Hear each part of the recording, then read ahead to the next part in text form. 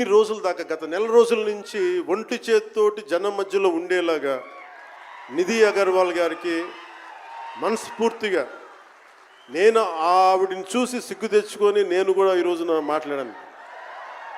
అంటే నువ్వు ఎంత ఉప ముఖ్యమంత్రి అయినా, అంటే ఢిల్లీకి రాజైనా తల్లి కొడుకేలాగా నువ్వు ఎంత ఉప ముఖ్యమంత్రి అయినా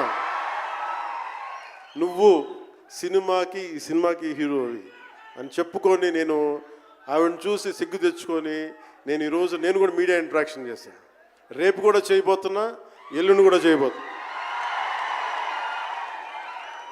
అలాగే నాకు బాబీ డియోల్ గారు, నేను చిరంజీవి గారు షూటింగ్స్ ఉన్నప్పుడు మన ధర్మేంద్ర గారితో చూసేవాడిని ఊటీలో. అలాంటి Bobby Deol acted as Aurangzeb, tyrant ruler. అలాంటి brilliant performance by Bobby Deol.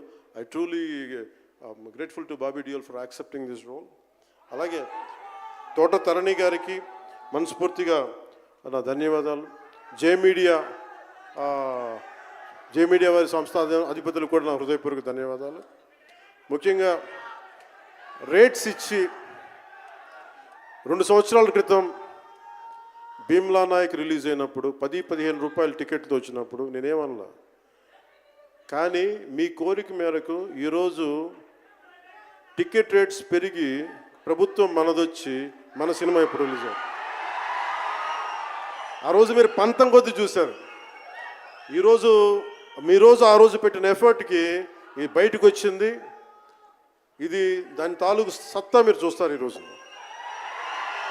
Okay, now will come back to the story of Harihara Veeramallu. Harihara Veeramallu ఇది నాకు చాలా ఇష్టమైన సబ్జెక్ట్. ఇది మనందరం చరిత్రలో చదువుకుంటాం. భారతదేశం ఎవరి మీద దాడి చేయలే, భారతదేశం ఎవరి మీద కూర్చొని ఆక్రమణం చేయలే. ఈ దేశాన్ని అందరూ ఆక్రమించుకున్నారు. మనం చదువుకున్న టెక్స్ట్ బుక్స్లో కానీ స్కూల్ బుక్స్లో కానీ ఎంతసేపు మొఘల్ తాలూకు గొప్పతనాన్ని చెప్పారు తప్ప మొఘల్ తాలూకు అరాచకాన్ని చెప్పలేదు ఆవిడ. Akbar is great, Shahjahan is great, Aurangzeb is great అంటే what they had done. Vijayanagara empire గురించి మాట్లాడాల, ఇంతమంది కింగ్స్ ఉన్నారు, ఎవరి గురించి మాట్లాడాల. We always heard about Mughals greatness, but what Aurangzeb has done to our country, సొంత తమ్ముడిని చంపేసి, దారా సిక్కుని చంపి, షాజహాన్ని జైల్లో పెట్టి, నువ్వు హిందువుగా బతకాలి అంటే నువ్వు ట్యాక్స్ కట్టాలి. Can you imagine? For being a Hindu you have to pay tax as a Hindu, just to accept, to practice. ఇలాంటి సమయంలో ఒక ఛత్రపతి శివాజీ మహారాజ్ లాంటి వాడు గుండెల్లో శౌర్యాన్ని నింపాడు. మనకి తమిళనాడు దురాక్రమణ గురైతే all the way from Maharashtra he came back and supported, stood by people. ఇలాంటి నేపథ్యంలో హరిహర వీరమల్లు ఒక ఫిక్షస్ క్యారెక్టర్, ఒక కల్పిత పాత్ర.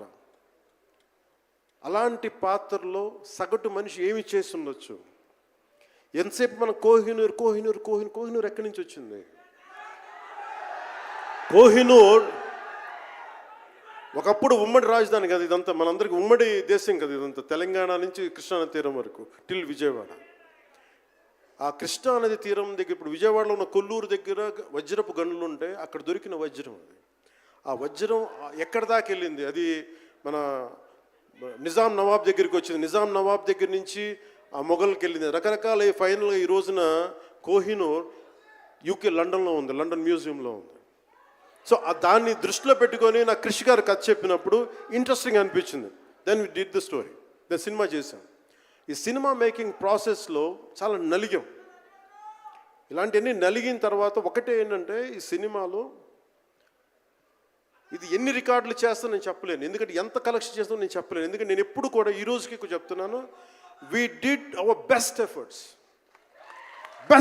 బెటర్. అంటే మీరు అంటారు కదా, మీకోసం కొంచెం కాలు కూడా కదిల్చాను డ్యాన్సుల కోసం. అలాగే నేను చాలా సంవత్సరాలు అయిపోయింది. ఎంతసేపు పొలిటికల్ ప్రాసెస్లోకి వెళ్ళిపోయి రియల్ లైఫ్ గుండాలను ఎదుర్కొన్నాను, రియల్ లైఫ్ రౌడీలను ఎదుర్కొన్నాను, కానీ సినిమాటిక్గా చెయ్యాలి అంటే ఎగిరి కొట్టడాలు ఇవన్నీ చేయడానికి నేను మళ్ళీ మార్షల్ ఆర్ట్స్ మళ్ళీ నేను చిన్నప్పుడు 20s ఉన్నప్పుడు ఎలా చేయాలో మళ్ళీ ఒక 1 month 2 months మళ్ళీ బ్రషప్ చేసి ఒక ఎస్క్రీమా కానీ జీత్ కండో కానీ అలాగే ఇషున్రియు కరాటే కానీ తర్వాత నేను నేర్చుకున్న మ్యాక్సిమం ఊషు కానీ ఎనీ సెల్ఫ్ డిఫెన్స్ టెక్నిక్స్ అన్నీ కూడా క్రోడీకరించి ఒక క్రమబద్ధీకరించి ఈ 18-minute క్లైమాక్స్ పార్ట్ నేను కొరియోగ్రాఫ్ చేశాను దీన్ని. అంటే అది దేనికి అంటే